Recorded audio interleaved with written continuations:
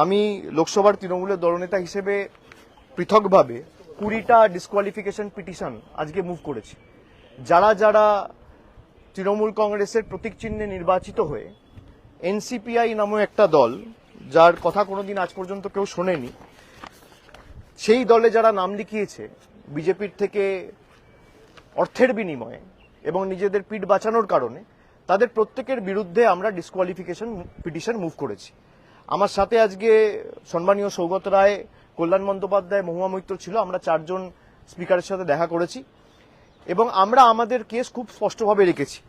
সংবিধানে যে ধারাগুলো রয়েছে, বিশেষ করে 10 শিডিউলে পয়েন্ট নাম্বার 2A আর পয়েন্ট নাম্বার 4, সেখানে স্পষ্টত লেখা রয়েছে যে আমি যদি অন্য কোনো রাজনৈতিক দলে যাই বা ভলেন্টারিলি পার্টির আমি মেম্বারশিপ গিভ আপ করি, তাহলে আমার ডিসকোয়ালিফিকেশন হতে বাধ্য। তো আমি যদি তৃণমূল ছেড়ে এনসিপিআই চলে যাই, যেটা তারা দাবি করছে, তার মানে তারা তৃণমূলের সদস্য আর নয়। তাহলে তৃণমূলের সদস্য পদ যদি চলে যায়, এমনি ডিসকোয়ালিফিকেশন হবে।